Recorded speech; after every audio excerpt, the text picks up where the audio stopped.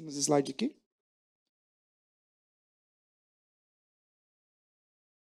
Tá, beleza. O título da palestra é Explorando a Web, construindo crawlers eficientes com Symfony. Alguém aqui conhece o termo crawler? Já trabalhou com isso?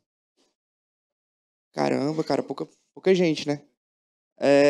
Foi isso que me motivou a trazer essa palestra. Tipo, em evento de PHP, ninguém fala de crawler, principalmente com Symfony. Então, eu achei um assunto interessante e espero que eu consiga passar essa ideia aí para vocês. Vou falar um pouco sobre mim. Eu sou de uma cidade chamada Russas, no interior do Ceará. Atualmente eu sou desenvolvedor na Crawly, uma empresa especializada em desenvolvimento de crawlers. Aí todo mundo faz cara de surpresa, né? Que, pô, fala de crawler, vai. Eu sou membro da comunidade de PHP com Rapadura, que é a comunidade de PHP lá do Ceará. Sou membro também da comunidade Vale Livre, que é a comunidade de software livre lá no Vale Jaguaribe. A gente promove eventos como o FliSol e o Vale Web Livre, que é um evento de desenvolvimento web usando software livre.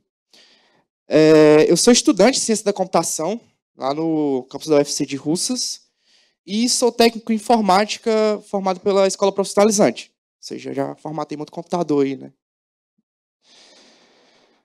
Essas aqui são as redes sociais. A maioria dos códigos que eu vou mostrar aqui vai estar no meu GitHub. Esse aí é meu LinkedIn, vocês podem me conectar lá. E esse é meu Twitter. Vou chamar de Twitter enquanto eu não mudar o domínio lá, velho. Então, não é X, é Twitter. Esse aqui é o roteiro que eu vou seguir. Eu vou começar explicando o que é um crawler, por que a gente deve criar crawlers, como fazer um crawler simples com PHP, sem usar lib nem nada. Eu vou mostrar conceitos de headless browser, vou mostrar essa ferramenta, que é o Symfony Painter, e, ao final, eu vou mostrar desafios e bloqueios ao estar desenvolvendo crawlers e algumas dicas que podem ser úteis quando você vier a desenvolver crawlers, né? Tá, vamos lá. O crawler é um programa de computador que percorre a internet de forma automatizada para coletar informações na página web. Normalmente a galera usa o termo de web scraping, crawler, mas o crawler em si ele vai percorrer links. Não necessariamente ele vai extrair informação de uma página, mas ele vai fazer acesso nela. E tem o scraper. O scraper normalmente ele tem um link e vai extrair informação. Não necessariamente de um site, pode ser de um PDF, de uma imagem, seja o que for. Resumindo, o crawler ele vai visitar páginas web, ele vai seguir regras de visitação desse site, e não necessariamente ele vai precisar extrair informações. Enquanto o scraper ele vai extrair de HTML, XML ou PDF. Em síntese, a gente vai chamar tudo de crawler aqui, certo? Por que a gente deve criar crawlers? Esse aí é o motivo principal, tá? A gente quer dominar o mundo, então a gente vai construir crawler. Hoje em dia, velho, o mercado é seguido pela informação. Então, tipo, se tu é informado, vai ter poder naquele segmento, certo? Então, o crawler serve justamente para isso. É tu extrair informações, páginas web, e tu conseguir tomar decisões com base nisso, certo? Um grande exemplo disso é o próprio Google. Tipo, os caras são gigantes, tipo, extrai dado pra caramba, supostamente, tá? Não tô... E aqui são alguns pontos importantes. Tu pode coletar dados de diversos setores. Esses são os principais setores que eu trabalho, certo? Eu trabalho no setor de e-commerce, extraindo o preço de produtos, enfim. Também trabalho no setor de imóveis, monitorando o preço de apartamentos, casas. E tem uns crawlers também de passagens aéreas. Tipo, a gente consegue ir lá no site da companhia aérea e emitir passagens, coisas nesse sentido. Também é usado muito na indexação de mecanismos de buscas, tá? Monitoramento de site, pesquisas acadêmicas. Normalmente, pesquisa acadêmica, tipo, requer muito dado para tu ter embasamento na pesquisa. Então, tu pode utilizar crawler para ter esse embasamento, certo? Tu pode usar para automatização de tarefas. Sei lá, tem uma tarefa muito repetitiva e tu quer automatizar isso, pode criar um crawler. É muito usado também em testes de segurança, tá? Tipo, eu consigo identificar vulnerabilidade em site usando o crawler, eu posso deixar isso automatizado. Isso é muito usado em programas de bug bounty. Tu consegue extrair entry points em sites e tipo, identificar problemas com SQL injection, coisas nesse sentido. Enfim, tem uma infinidade de outras coisas, até, sei lá, treinamento de IA. Os caras podem criar crawler, pegar um monte de dado e ficar treinando as IA, certo? Tá, como é que a gente cria um crawler? Eu não podia deixar um exemplo diferente, eu fiz um crawler no site do evento, tá? Eu vou mostrar para vocês como é que eu fiz isso. A ideia do crawler é só acessar a página e pegar o nome dos palestrantes. Coisa simples. Para isso, a gente tem que ter ideia de 3 pilares. O primeiro, eu tenho que ter uma forma de fazer uma requisição HTTP nesse site, certo? Seja ele usando curl, coisas nesse sentido. Eu tenho que ter uma forma de representar os elementos que eu vou capturar através dessa requisição. E eu tenho que ter uma forma de buscar nesses elementos que eu estou representando, certo? Tá, vamos lá. Para começar, na requisição HTTP, da forma mais simples, eu usei o file getContents. Eu só passei o endereço do site e ele vai me retornar uma string para esse exemplo, certo? Para representar os elementos, eu usei essa classe, DOM_document. Tipo, tu pode passar uma string para ele, ele consegue representar a DOM. É uma classe nativa do PHP. Aí tipo, chama esse método load_html, ele consegue representar uma estrutura de elementos. E para fazer a busca nesses elementos, para esse caso, a gente vai usar o XPath. Para quem não conhece, o XPath é uma linguagem de consulta para arquivos XML, tipo uma parada bem, bem antiga. É parecido com o seletor CSS, só que é diferente, tá? Então, não precisa dizer mais nada, né?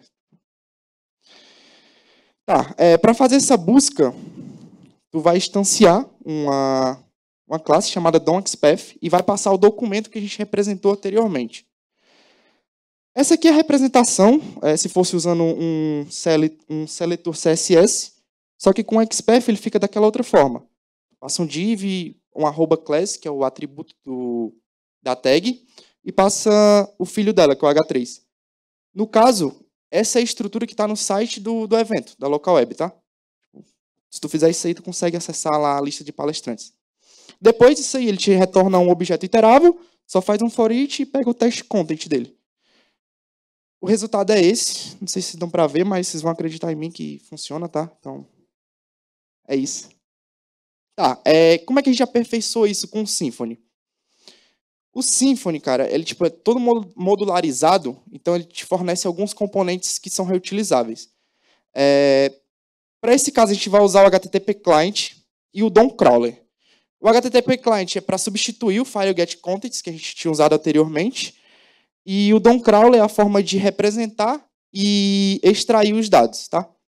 Então, de uma forma mais elegante, para instalar o HTTP Client, só faz um Composer Require Symfony HTTP Client, e para instalar o DOM Crawler, faz o Composer Require Symfony DOM Crawler, e para esse caso em específico, eu estou usando outro componente que é o do CSS Selector. Normalmente, tipo, quando tu instala separado assim, ele precisa, senão ele só vai usar com o XPath. Ou tu pode instalar diretamente o Browser Kit, que tipo, já vem tudo. Tá, o exemplo anterior, ele fica assim, ó. Tu cria uma instância de um client e tu consegue fazer a requisição para o site. Tu pega a resposta dele em string e instancia um novo crawler, e nesse crawler tu consegue fazer filtros. Nesse caso aí, tu só passa o seletor CSS direto e tipo, já vai funcionar, já vai retornar um objeto iterável, e tu vai ter a lista de palestrantes. Tipo, é uma forma muito mais... É bem melhor, porque tipo, tu consegue gerenciar as requisições HTTP com a biblioteca HTTP Client, tá? Tipo, tu vai alterar cabeçalho, tu vai ter muito mais poder sobre as requisições que tu está fazendo. Beleza. E agora? Tipo, era isso? Não, a gente tem um problema, né? Isso funciona para site estático, que te retorna um HTML. Se o site for um SPA, tu vai ter que renderizar JavaScript. Aí tu tá ferrado, né? Então, a solução para isso, a gente vai matar o JavaScript. Não usa isso, velho. É brincadeira, pessoal. Para isso surge o conceito de Headless Browse. O Headless Browse, ele é um navegador sem interface visual que realiza tarefas de navegação na web por meio de código, como abrir páginas, e executar JavaScript, que é exatamente o que a gente quer, tá? E consegue interagir com elementos também.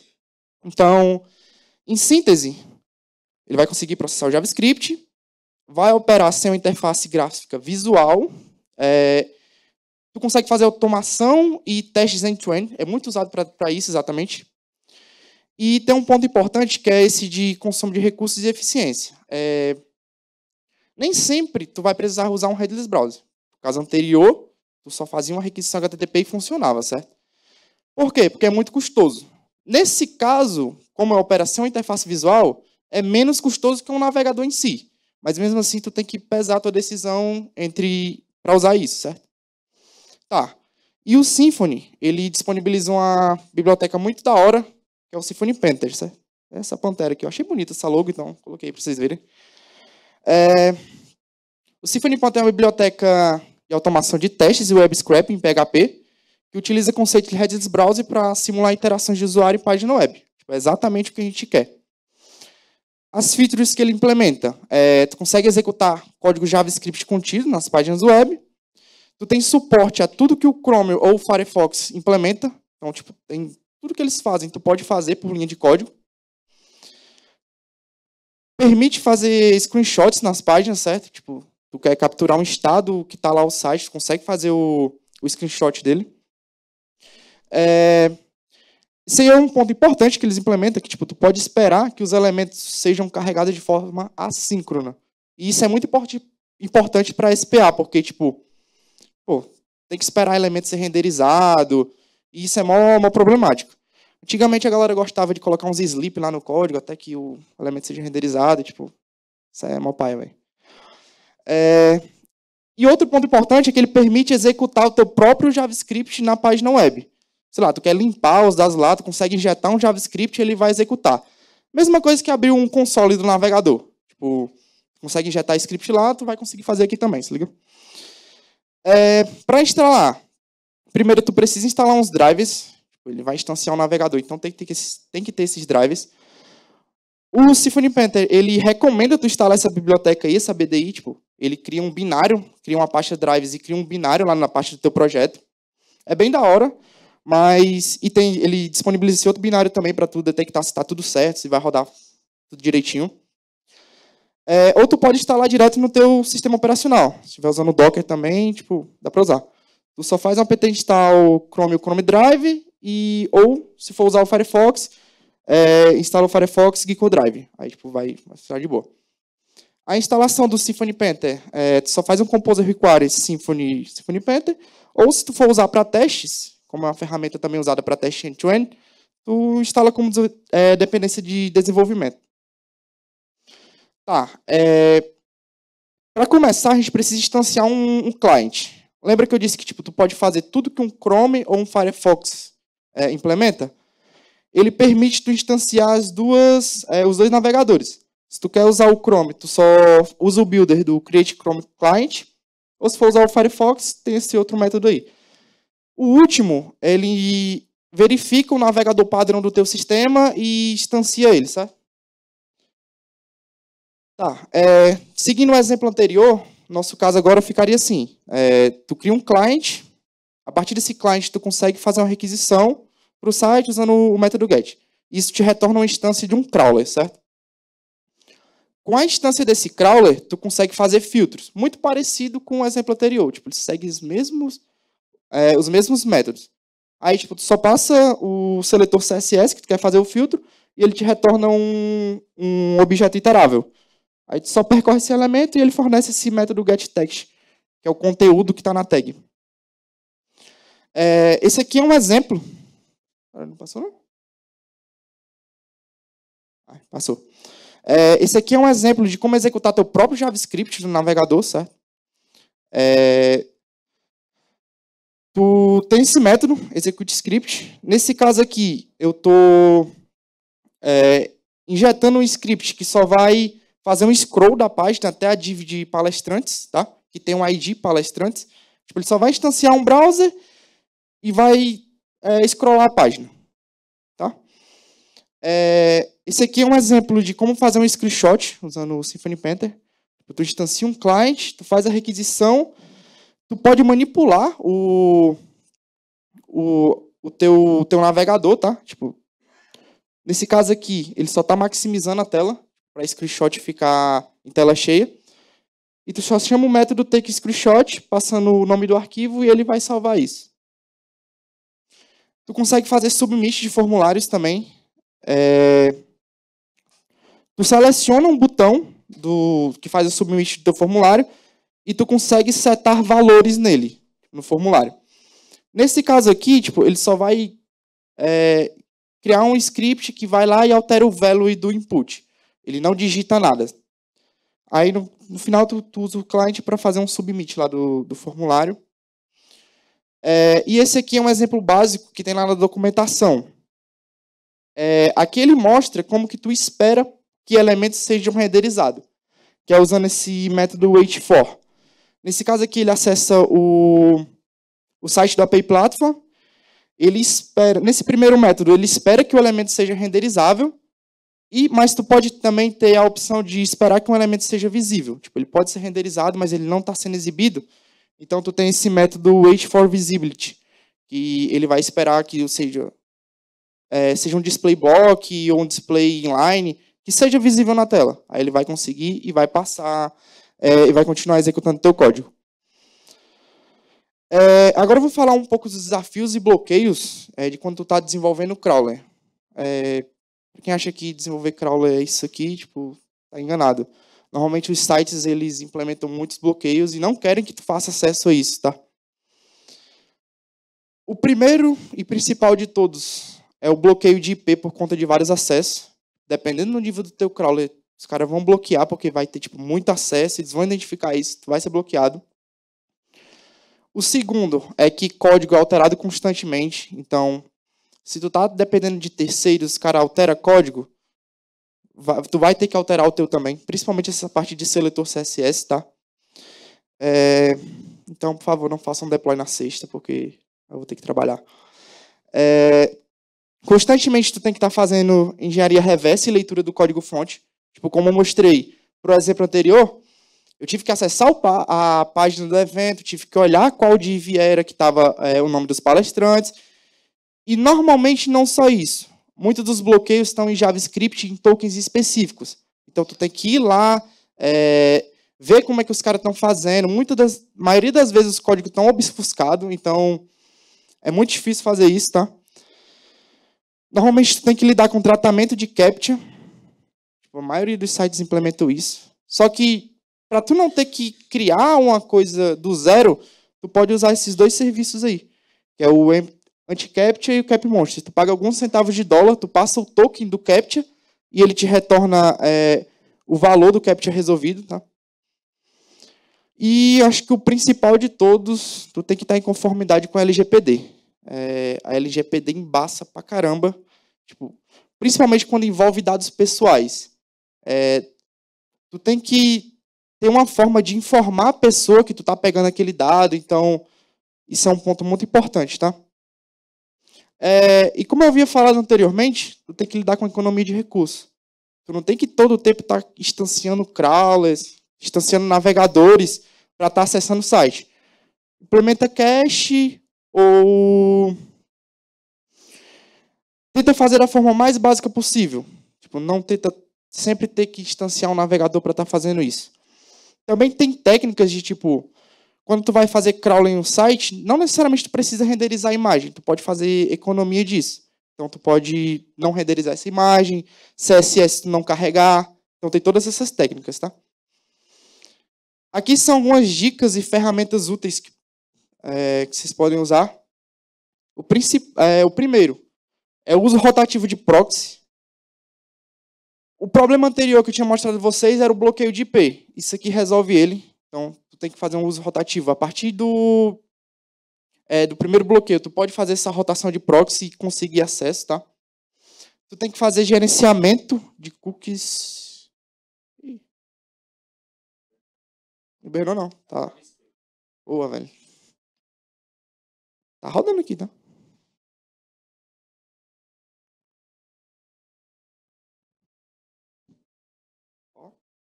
Spoiler aí. Tá. Normalmente tem que fazer gerenciamento de cookies e sessão. A maioria dos sites implementam bloqueios por ele. Acho que o principal bloqueio que eu enfrentei foi a Akamai. A Akamai tipo, tem cookies específicos que tu tem que ir lá acessar e replicar nas requisições esses cookies e sessões, tá? Normalmente tu tem que manipular o cabeçalho das requisições, principalmente o user agent, tu tem que estar mudando lá, tipo, dizer que é um Chrome ou coisas nesse sentido, tá? É o bloqueio mais simples que tem de user agent, tem várias outras formas de identificar se é um navegador ou não. Acho que eu vou falar um pouco mais na frente sobre TLS Fingerprint, então tu tem que limitar a taxa de requisição. Tipo, se tu está fazendo muito acesso, ele identifica que isso não vem de um navegador normal. Então, limita quando não necessário, tá? Tem esse site muito legal que dá para debugar os cabeçalhos que tu está enviando, que é o webhook.site. Então, tu pode intermediar as requisições por ele e pegar os cookies, tá? E tem esse outro cara aí que é chamado Query Personate. Como eu disse anteriormente, existem várias formas de você identificar que é um navegador que está acessando a página. O principal deles é o TLS Fingerprint, que os caras, por criptografia e ordem de cabeçalho que está sendo enviado, ele consegue identificar se é um navegador ou não. Aí o carinha que criou esse Query Personate foi lá no navegador, viu os cookies que estavam sendo enviados, compilou uma versão do curl para cada versão de navegador e envia exatamente os mesmos cabeçalhos nas mesmas ordens. Então, tipo, consegue passar de boa esse bloqueio de TLS Fingerprint, tá? Eu vou fazer um live code aqui mostrando vocês na prática como é que funciona o crawler, tá? Deixa eu só pegar aqui.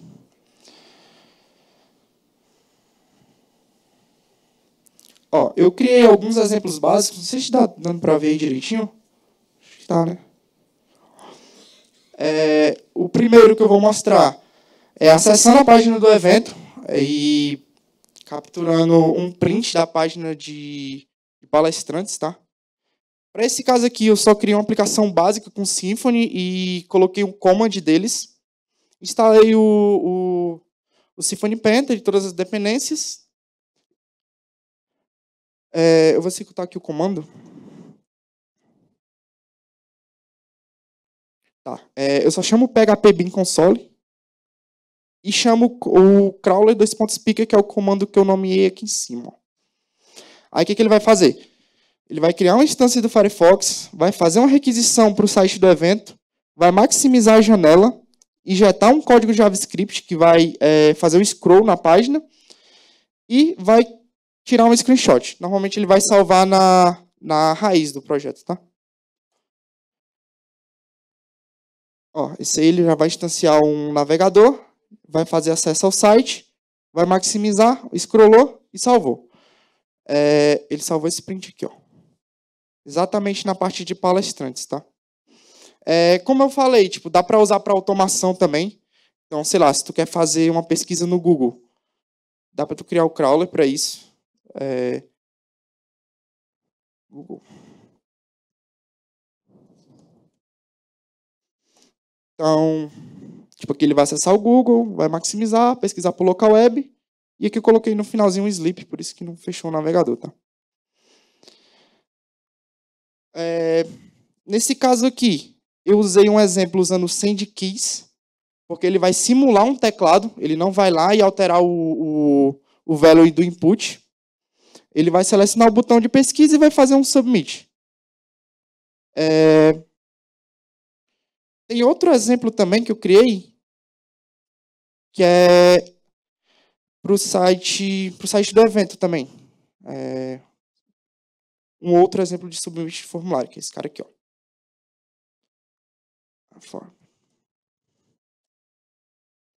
Ele vai acessar o site do evento, vai lá para a página de patrocinadores e vai fazer o submit de formulário.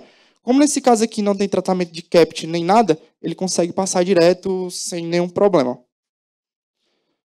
Deixa eu voltar aqui para os slides. Essas aqui são algumas referências que eu usei, tá? A documentação do Symfony Panther lá no GitHub é um README que tem lá, mas tipo, é bem completinho, dá para você pegar, ler e ver, tem vários exemplos. Tem exemplo fazendo integração com Docker e com PHP Unit, já que ele é usado para testes.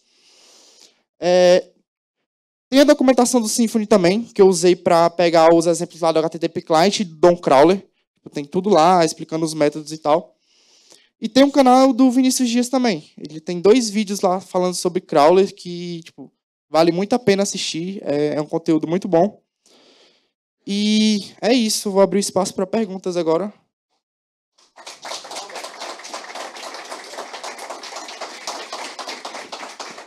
Vou ficar aqui para não passar na frente do telão. Parabéns. Dúvidas, pessoal? Tem aqui. 2 aqui. Chegou.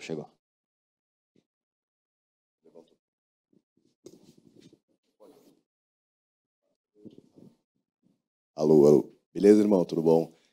Ótima palestra. Eu tenho uma dúvida sobre o seguinte.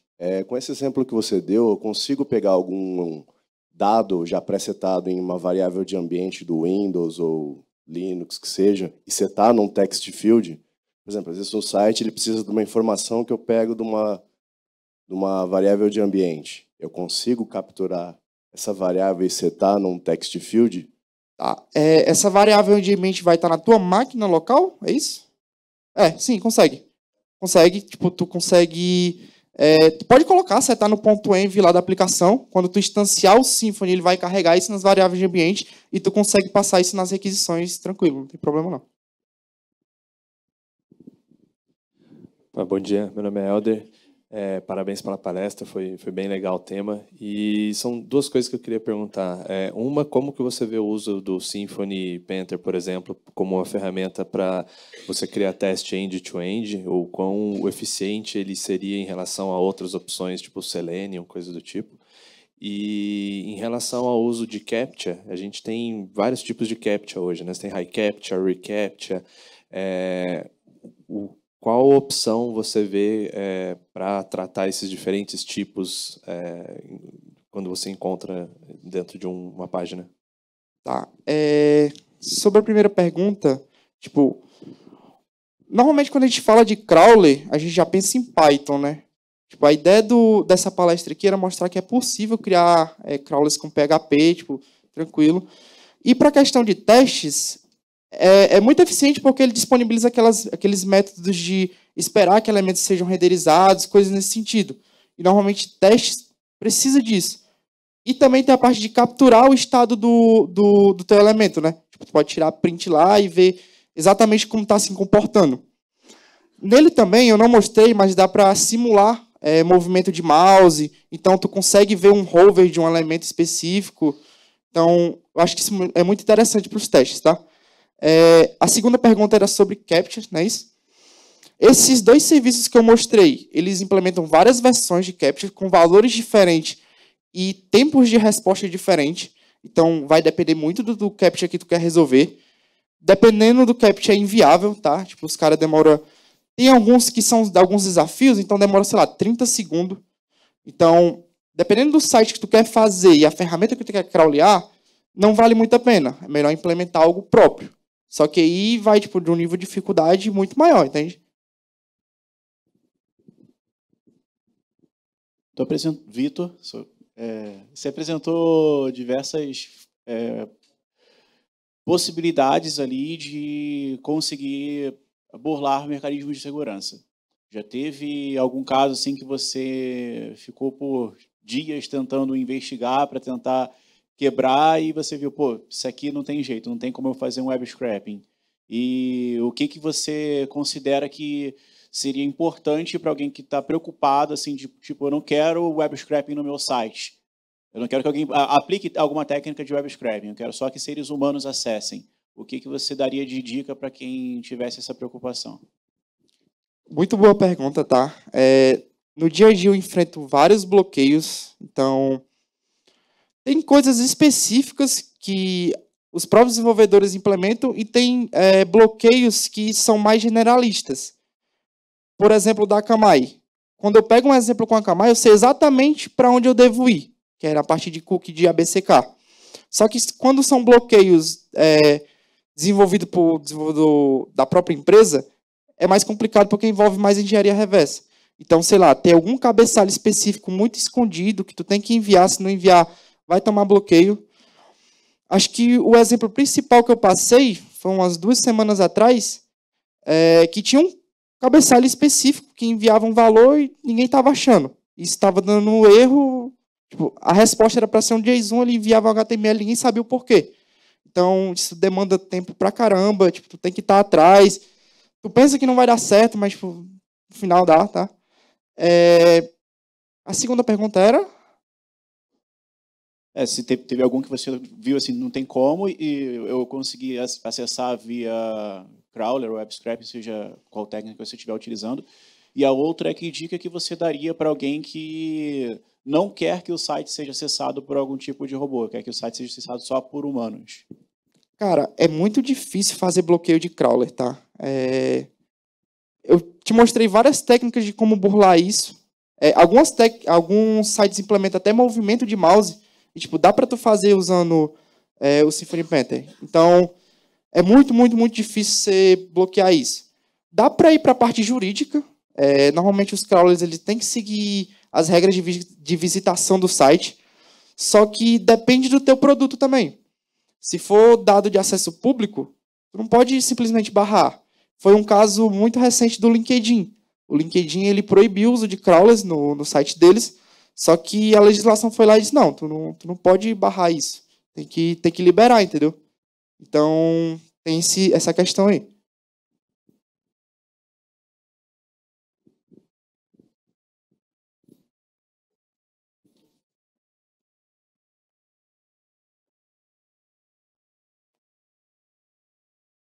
Primeiramente, parabéns pela palestra. Algo que me chamou a atenção na sua palestra foi que você disse sobre o bug bounce. E eu queria saber se você sabe dizer qual tipo de vulnerabilidade é mais comum ser buscada por crawlers. Cara, tem muita ferramenta em Go, tá? Tipo, quando tu acessa um site, existem vários entry points que ele expõe, sabe? Tipo, sei lá, até no action de um form, tu consegue ver alguns entry points. Então, com o Scrapper, tu consegue só fazendo parser disso e achando essas vulnerabilidades. Dá para fazer buscas específicas de tipo .env na raiz do site, entende? Então, tem diversas coisas e a maioria da galera usa essas ferramentas para automatizar esse trabalho, entende?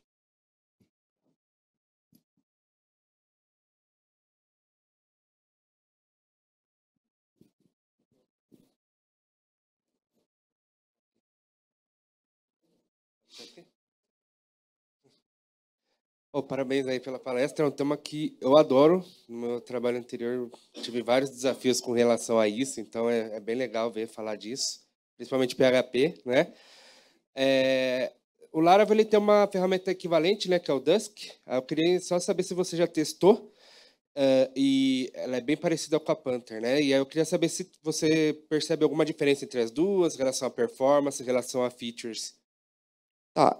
No primeiro crawler que eu fui fazer, eu fiquei muito em dúvida de qual ferramenta usar. Eu tinha essas duas opções. Eu poderia usar o Symfony Panther e poderia ir para o Dusk. Só que o Dusk ele se mostrou uma ferramenta mais voltada a teste. Então, algumas coisas de submit de formulário, alguns estados da página eu não conseguia ter acesso. Então, tu conseguia fazer uma suíte de teste lá no Dusk e ele é mais voltado para isso. Na própria documentação, eles até recomendam, tipo, essa ferramenta aqui é usada para teste end-to-end e tu usa ela para isso. Tu pode usar para fazer crawl e tudo mais, mas fica a teu critério, entendeu? Mas são ferramentas distintas, mas que podem fazer o mesmo propósito.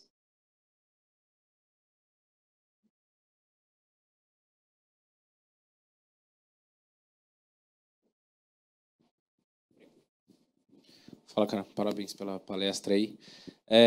Cara, a gente também tem... A gente estava conversando um pouquinho ontem, né? Tem vários desafios lá de crawler. E, de longe, o mais chato é manutenção. Né? É o que você falou do deploy da cesta ali, cara. O cara faz a manutenção ali do site, muda tudo e o crawler precisa continuar rodando ali. E a gente vem tentando experimentar algumas paradas de IA para a gente conseguir automatizar isso, sabe? Então, principalmente agora com o advento das IAs generativas sendo cada vez mais barato de se usar, né? A gente tem testado algumas coisas do tipo pegar o DOM inteiro lá e falar, ó, entende aí, me fala onde está o que eu tô querendo achar ali para eu conseguir jogar depois para a ferramenta de scrap de fato e fazer. Mas parece, falando assim, parece fácil, mas não é tão fácil assim. Você já experimentou alguma coisa de IA para automatizar essa parada e você enxerga aí em que caminho que tá essa frente aí? Usar IA é um pouco problemático, porque isso depende muito até certo ponto que ela foi treinada, tá? Como eu disse em exemplos anteriores, tipo, podem ter cabeçalhos específicos que alguns desenvolvedores implementam que a IA não vai saber. Tipo, tu pode jogar lá no chat GPT, ele vai te dar uma resposta, mas não vai saber o que é aquele XPath que está passando, coisas nesse sentido, sabe? Eu uso muito para fazer parses das páginas. Tipo, eu posso carregar toda a DOM lá e, tipo, eu quero esses elementos aqui e crio um parser para mim. É muito útil para isso. E eu uso também o GitHub Copilot. Uma ferramenta muito bacana, dá para tu criar os parsers lá e é bem da hora. Maravilha! Eu queria só ressaltar a importância da comunidade mais uma vez, tá, pessoal? Eu saí lá do interior do Ceará para estar palestrando aqui hoje, então só tenho a agradecer e o PHPSP pelo convite e obrigado vocês aí por ter assistido a palestra e é isso. Palmas!